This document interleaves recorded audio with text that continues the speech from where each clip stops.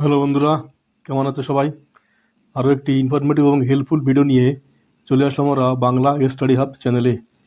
আজকের এই ভিডিওতে আমরা মাধ্যমিক জীবনবিজ্ঞানের প্রথম অধ্যায় থেকে যে উদ্ভিদ হরমোন চ্যাপ্টারটি আছে সেখান থেকে 15টি 2 নম্বরের অত্যন্ত গুরুত্বপূর্ণ প্রশ্ন সাজেশন নিয়ে আলোচনা করব।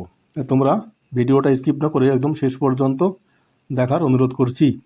দেখো, এই অধ্যায় থেকে যে 2 নম্বরের গুরুত্বপূর্ণ প্রশ্নগুলো এবার মাধ্যমিক 2027 আসতে পারে, প্রশ্নগুলো তোমরা ভালো করে লক্ষ্য করো। দেখো, প্রথম যে একদম সহজ চ্যাপ্টার, এটা উত্তর টু দ্য পয়েন্টে লেখা। হরমোনকে রাসায়নিক সমন্বয়কারী বা রাসায়নিক দূত বা ইংরেজিতে কেমিক্যাল মেসেঞ্জার বলা হয় কেন?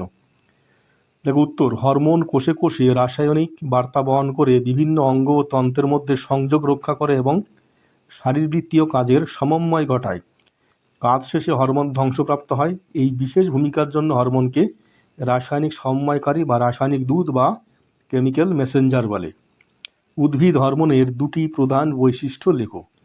দেখো উত্তর, উদ্ভিদ হরমোনের প্রধান দুটি বৈশিষ্ট্য হলো উৎস ও পরিবহন।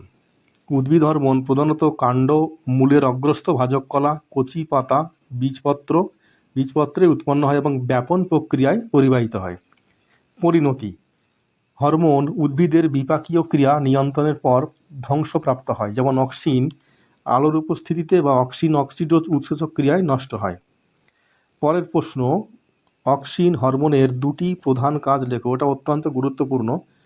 দেখো উত্তর, অগ্রস্থ প্রকটতা: অগ্রমুকুলের উপস্থিতি পার্শ্বীয় মুকুলের বৃদ্ধি ব্যাহত করে। অক্সিন অগ্রমুকুলের বৃদ্ধি ঘটিয়ে উদ্ভিদকে দৈর্ঘ্যে বাড়তে সাহায্য করে। কোষ বিভাজন ও ট্রপিক চলন, এগুলো আলাদা আলাদা করে পয়েন্টও লেখা যায়।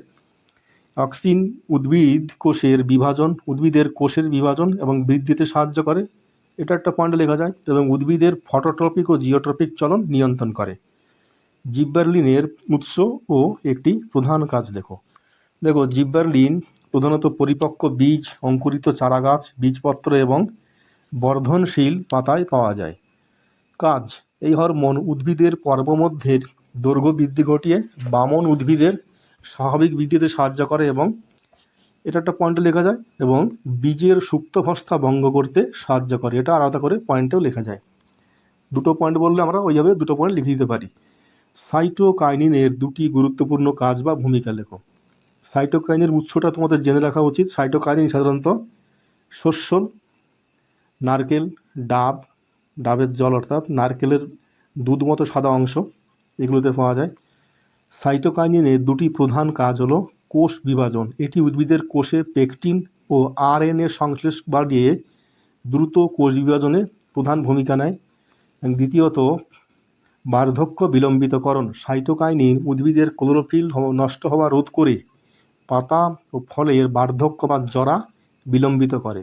তাই এই ঘটনাটাকে রিচমন্ড-ল্যাং প্রভাব বলা যায়।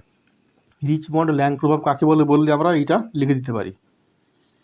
কৃত্রিম বা সংশ্লেষিত হরমোন কাকে বলে একটি উদাহরণ দাও। পরীক্ষাগারে কৃত্রিম উপায়ে তৈরি যেসব রাসায়নিক পদার্থ প্রাকৃতিক হরমোনের মতো উদ্ভিদের বৃদ্ধি ও অন্যান্য শারীরবৃত্তীয় কাজ নিয়ন্ত্রণ করে তাদের কৃত্রিম হরমোন বা সিনথেটিক হরমোন বলে।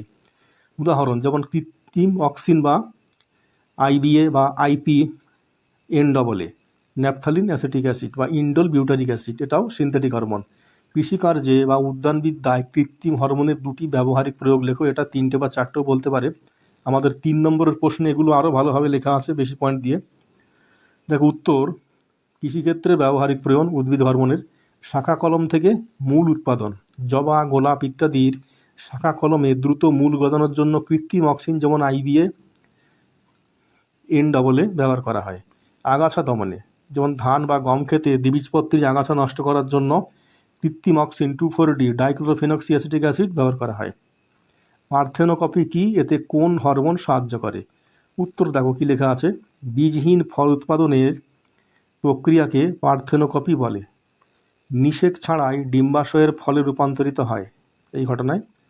হরমোনের ভূমিকা: কৃত্রিম বা প্রাকৃতিক অক্সিন এবং জিব্বেরলিন প্রয়োগ করে বীজহীন ফল যেমন আঙুর, কলা, টমেটো বাণিজ্যিকভাবে উৎপন্ন করা হয়।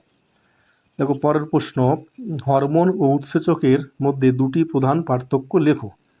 দেখো হরমোন উৎসেচকের দুটি প্রধান পার্থক্য। ক্রিয়ার স্থান, যে পয়েন্টটা, হরমোন উৎসস্থল থেকে দূরে পরিবাহিত হয়ে ক্রিয়া করে এবং উৎসেচক সাধারণত উৎসস্থলেই বা অন্যত্র ক্রিয়া করে। ক্রিয়া শেষে পরিণতি, হরমোন কাজের পর ধ্বংসপ্রাপ্ত হয় কিন্তু উৎসেচক কাজের পর অপরিবর্তিত থাকে। বোল্টিং কি, কোন হরমোন এটি নিয়ন্ত্রণ করে? রসালো বা রোজেট প্রকৃতির উদ্ভিদে যেমন বাঁধাকপি ফুল ফোটার পূর্বে জিব্বেরলিন হরমোনের প্রভাবে পর্বমধ্যের আকস্মিক ও দ্রুত দৈর্ঘ্য বৃদ্ধি ঘটে এবং উদ্ভিদটি লম্বায় বেড়ে যায়। এই ঘটনাকে বোল্টিং বলে। এটি জিব্বেরলিন হরমোন বোল্টিং নিয়ন্ত্রণ করে। টপিক চলন নিয়ন্ত্রণে অক্সিন ভূমিকা সংক্ষেপে লেখো। অক্সিন আলোর উৎসের বিপরীত দিকে অর্থাৎ অন্ধকারের দিকে বেশি মাত্রায় সঞ্চিত হয়।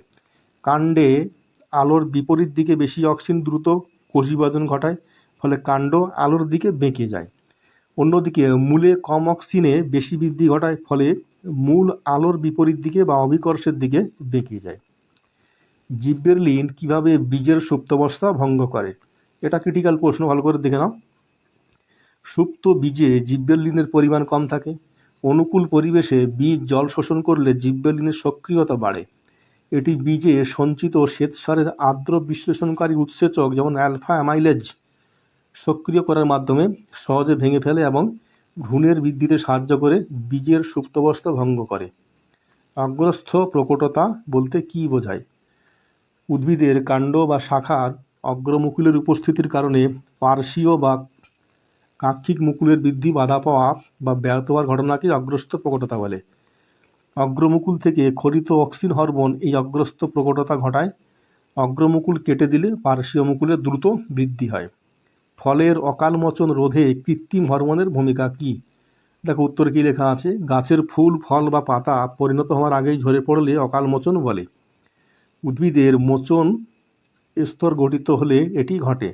গাছের ফুল বা ফলে কৃত্রিম অক্সিন যেমন 2,4-D বা DNAA স্প্রে করলে মোচন স্তর গঠনে বাধা পায়, ফলে অকাল মোচন রোধ করা সম্ভব হয়। দেখো শেষ প্রশ্ন, অ্যান্টি জিব্বেরলিন হরমোনের কাকে বলে এবং কেন বলা হয়? সাইটোকাইনিনকে অ্যান্টি জিব্বেরলিন হরমোন বলা হয়। জিব্বেরলিন উদ্ভিদের কাক্ষিক মুকুলের বৃদ্ধি সাহায্য করে, ব্যাহত করে এবং অগ্রস্থ প্রকটতা বজায় রাখতে সাহায্য করে, কিন্তু সাইটোকাইনিন অগ্রস্থ প্রকটতা দূর করে কাক্ষিক মুকুলের বৃদ্ধিতে সাহায্য করে। জিব্বেরলিন বিপরীত কাজ করার জন্য এটি অ্যান্টি জিব্বেরলিন বলা হয়। বন্ধুরা, আমাদের এই স্টাডি ম্যাটেরিয়াল তোমরা ডেসক্রিপশন দেওয়া লিঙ্ক থেকে একদম ফ্রিতে পেয়ে যাবে এবং জীবনবিজ্ঞানের দশম শ্রেণীর সমস্ত অধ্যায় ভিত্তিক আমাদের 1, 2 বা 3 নম্বর প্রশ্নগুলো আমাদের চ্যানেলে দেওয়া আছে। তোমরা জানো 5 নম্বর প্রশ্ন সরাসরি আসে না, এগুলো 2+3 বা 1+2+2-তে এইভাবে বিভাজিত হয়ে দেওয়া হয়।